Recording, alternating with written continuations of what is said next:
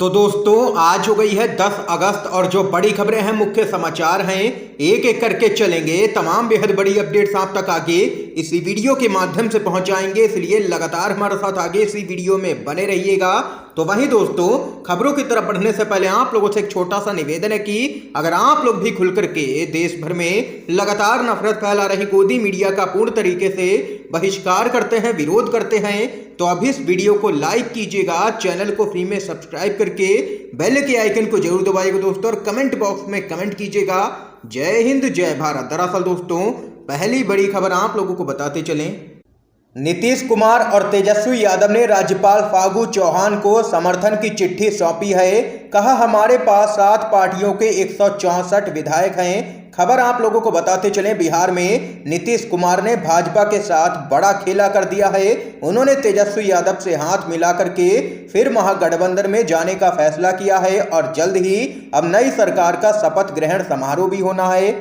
बताते चले, राज्यपाल से मिलने के बाद मीडिया से बातचीत करते हुए नीतीश कुमार ने कहा है कि हमारे पास 164 विधायकों का समर्थन है। कुल 7 पार्टियां मिलकर के ये सरकार चलाने वाली है। हर कोई साथ मिलकर के जनता की सेवा करने वाला है। बताते चले, नई सरकार में मुख्यमंत्री नीतीश कुमार होंगे, डिप्टी सीएम यहां पर तेजस्वी यादव होंगे और उनके पास गृह मंत्रालय भी होगा, और वहीं कांग्रेस पार्टी के खाते में स्पीकर का पद जाएगा। और वहीं बताते चले, नीतीश कुमार के साथ में साझा प्रेस कॉन्फ्रेंस में तेजस्वी यादव ने कहा है कि आज बीजेपी को छोड़ करके बिहार विधानसभा के सभी दलों और सदस्यों ने नीतीश कुमार को अपना नेता स्वीकार कर लिया है।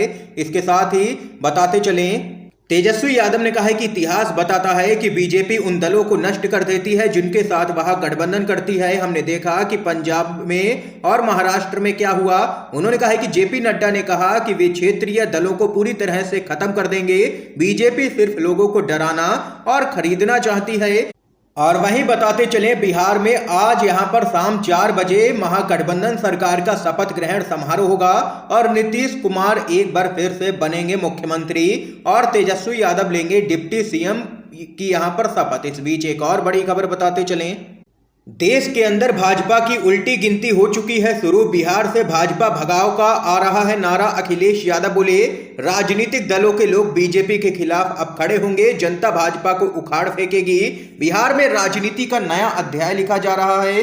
नीतीश कुमार के नेतृत्व वाली जेडीयू ने भाजपा के साथ अपना गठबंधन समाप्त कर दिया है, क्योंकि उन्होंने आरोप लगाया है भाजपा अपने सहयोगी दलों को ही खत्म करने का काम करती है।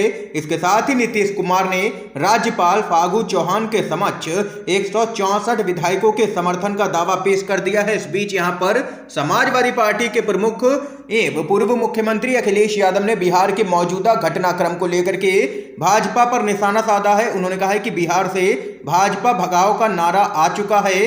अखिलेश यादव ने आगे कहा है कि यह एक अच्छी शुरुआत है। अंग्रेज भारत छोड़ो का नारा दिया गया था और आज यहां पर बिहार से भाजपा भगाओ का नारा आ चुका है। मुझे लगता है कि जल्द ही राजनीतिक दल और विभिन्न राज्यों के लोग भाजपा के खिलाफ खड़े होंगे और अब भाजपा की उल्टी गिनती हो चुकी है शुरू।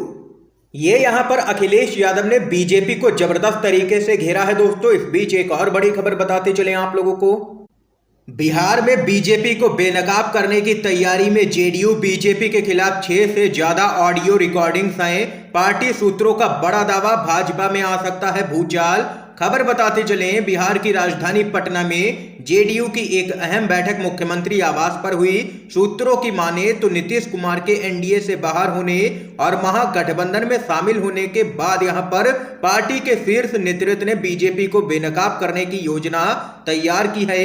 सूत्रों ने कहा है कि जेडीयू के शीर्ष नेतृत्व के पास 6 से ज्यादा ऑडियो रिकॉर्डिंग्स हैं, जिससे साबित होता है कि उसके विधायकों और कई मंत्रियों को मुख्यमंत्री नीतीश कुमार के खिलाफ बगावत करने के लिए बड़े बड़े प्रस्ताव दिए गए थे।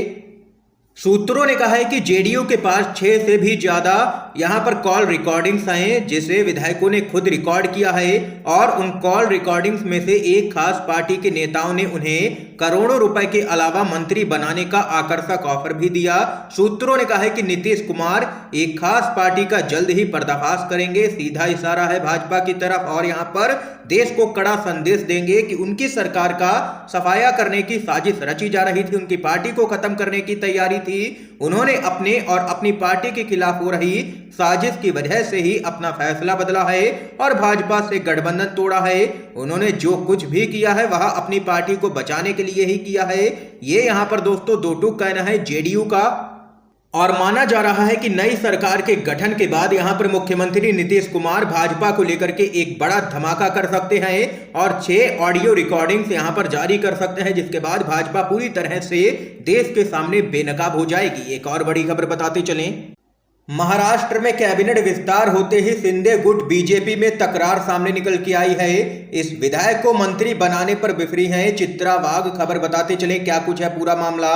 महाराष्ट्र की शिंदे फडणवीस सरकार के गठन के 40 दिनों के बाद आखिरकार कैबिनेट विस्तार हो गया है, क्योंकि लगातार इस मामले पर शिंदे गुट की और भाजपा की फजीयत हो रही थी।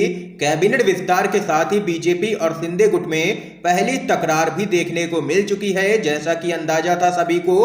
आप लोगों को बताते चलें, कैबिनेट विस्तार में शिंदे गुट के विवादित विधायक संजय राठौड़ को मंत्री बनाया जाना बीजेपी को रास नहीं आ रहा है। बीजेपी नेता चित्रा वाघ ने संजय राठौड़ को मंत्री बनाए जाने का खुला विरोध कर दिया है और उनको मंत्रिमंडल में शामिल किए जाने पर सवाल खड़े किए हैं। भाजपा की राज्य इकाई की उपाध्यक्ष चित्रा वाघ ने कहा है कि यह उप मुख्यमंत्री देवेंद्र फडणवीस थे जिन्होंने राठौड़ के खिलाफ विपक्ष के नेता के रूप में आरोप का नेतृत्व किया था और अब उन्हीं को यहां पर मंत्री बना दिया गया है। ये यहां पर दोस्तों देख सकते हैं कि कैबिनेट गठन के बाद जबरदस्त तरीके से तकरार देखने को मिल रही है शिंदे गुट और भाजपा के बीच में। एक और बड़ी खबर बताते चलें, समय से 4 दिन पहले ही खत्म हुआ है मानसून सत्र। कांग्रेस पार्टी बोली संसद को खोखला करना चाहती है भाजपा, काली करतूतों का हुआ है पर्दाफाश। खबर बताते चलें, संसद की कार्रवाई निर्धारित समय से 4 दिन पहले ही अनिश्चित काल के लिए स्थगित करने को लेकर के कांग्रेस ने केंद्र की मोदी सरकार पर बड़ा हमला बोला है। कांग्रेस के नेता गौरव गोगोई ने कहा है कि बीजेपी बुरी तरीके से एक्सपोज हो गई है। इस सत्र में वो मुद्दों से भागना चाहती थी, इसलिए इस हफ्ते जब हम चर्चा कर सकते थे, मुद्दों को उठा सकते थे, बिल को लोकसभा राज्यसभा में पारित करा सकते थे, उस समय वो संसद की कार्रवाई को स्थगित करके भाग गई। उन्होंने आगे कहा है कि बीजेपी अपनी विफलताओं के कारण लोगों से भाग रही है, जनता से भाग रही है। गोगोई ने आगे कहा है कि बहुत से मुद्दे थे जो हम संसद में उठाना चाहते थे। हम अग्निपथ योजना पर चर्चा चाहते थे कि किस प्रकार ये हमारी राष्ट्रीय सुरक्षा को कमजोर करता है। हम भारत और चीन सीमा विवाद, 5G के ऑक्शन जैसे मुद्दों से बीजेपी से जवाब चाहते थे, लेकिन बार बार हमारी मांगों को खारिज किया गया। कांग्रेस ने आगे कहा है कि बीजेपी इस पार्लियामेंट को खोखला करना चाहती है, लेकिन कांग्रेस पार्टी हमेशा ही जनता के लिए लड़ती रही है और आगे भी लड़ती रहेगी। फिर चाहे महंगाई की बात हो, केंद्रीय एजेंसियों के दुरुपयोग की बात हो, हम जनता की आवाज लगातार उठाते रहेंगे। केंद्र सरकार चाहे जितनी भी एजेंसियों का दुरुपयोग कर ले, कांग्रेस पार्टी का कोई भी नेता कार्यकर्ता डरने वाला नहीं है। ये नरेंद्र मोदी समझ लें। ये यहां पर कांग्रेस पार्टी की तरफ से बड़ा बयान आया है। अगली अपडेट आप लोगों को बताते चलें, हमें पैसे मिले हैं, वोट बीजेपी को देंगे लेकिन रहेंगे कांग्रेस के साथ। सदस्य का हवाला देकर के कमलनाथ ने शिवराज सरकार को घेरा है। खबर बताते चलें, मध्य प्रदेश के जबलपुर में पूर्व मुख्यमंत्री कमलनाथ ने मुख्यमंत्री शिवराज सिंह चौहान पर जबरदस्त निशाना साधा है। कमलनाथ ने कहा है कि राज्य में बीजेपी नोटों के दम पर वोट खरीदने का लगातार काम कर रही है। शिवराज सिंह पैसों से वोट खरीद सकते हैं, लेकिन लोगों का दिल और दिमाग नहीं। उन्होंने कहा है कि मुख्यमंत्री शिवराज सिंह की नौटंकी की वजह से जनता का पेट भर गया है और वह अजीज है।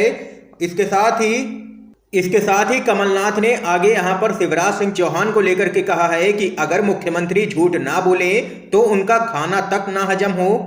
इसके साथ ही कमलनाथ ने आगे कहा है कि मध्य प्रदेश में बीजेपी की गलत नीतियों की वजह से जनता परेशान है, लेकिन अब बदलाव का वक्त ज्यादा दूर नहीं है। जनता को बहुत जल्द ही यहां पर मौका मिलेगा और राज्य के अंदर सरकार जनता ने तय कर लिया है कि इस बार बदलनी है। इसके साथ ही कमलनाथ ने आगे कहा है कि हर मोर्चे पर शिवराज सिंह की सरकार यहां पर फेल नजर आ रही है। ये यहां पर खबर है दोस्तों। अगली अपडेट की तरफ चलते हैं। सियासी दलों के मुफ्त उपहार मामले में सुप्रीम कोर्ट पहुंची है आम आदमी पार्टी। जनहित याचिका का किया है जबरदस्त विरोध। खबर बताते चले, आम आदमी पार्टी ने चुनाव प्रचार के दौरान उपहार बांटने का वादा करने वाले राजनीतिक दलों के खिलाफ एक जनहित याचिका का विरोध करते हुए सुप्रीम कोर्ट में एक अर्जी दाखिल की है। आम आदमी पार्टी ने अपनी याचिका में कहा है कि मुफ्त पानी, मुफ्त बिजली और मुफ्त परिवहन जैसे चुनावी वादे मुफ्त उपहार नहीं है, बल्कि एक असमान समाज के लिए ये बेहद ही जरूरी हैं। आम आदमी पार्टी ने दावा किया है कि उसे भारतीय संविधान के अनुच्छेद 19 के तहत अभिव्यक्ति की स्वतंत्रता का मौलिक अधिकार प्राप्त है, जिसमें रैन बसेरों, मुफ्त बिजली, मुफ्त शिक्षा और मुफ्त स्वास्थ्य सुविधाएं प्रदान करके गरीबों के उत्थान के लिए चुनावी भाषण और वादे शामिल हैं। आम आदमी पार्टी ने जनहित याचिका का विरोध करते हुए कहा है कि याचिकाकर्ता भाजपा से जुड़ा हुआ है और भाजपा नहीं चाहती है कि गरीबों को कोई भी मदद मिले। आम आदमी पार्टी का आगे कहना है कि जब सांसदों और विधायकों को इतनी सारी सुविधाएं मुफ्त में मिल सकती हैं, तो हम गरीबों को मुफ्त शिक्षा, मुफ्त इलाज क्यों नहीं आखिर दे सकते हैं। आम आदमी पार्टी ने आगे कहा है कि जनता का पैसा हम जनता पर ही खर्च कर रहे हैं, इसमें भाजपाइयों को क्या दिक्कत होती है। ये यहां पर सुप्रीम कोर्ट में पूरा मामला दोस्तों पहुंचा है। इस समय की आज की सभी बड़ी खबरें थी, मुख्य समाचार थे जो हमने आप लोगों तक पहुंचाए हैं UNVDB के माध्यम से। अगर आप लोगों को ये वीडियो पसंद आया हो तो इस वीडियो को लाइक कीजिएगा, ज्यादा से ज्यादा इस वीडियो को शेयर कीजिएगा ताकि आप सभी के दोस्त भी मुख्य समाचारों को जान सकें। वीडियो देखने के लिए आप सभी दोस्तों का बहुत बहुत धन्यवाद।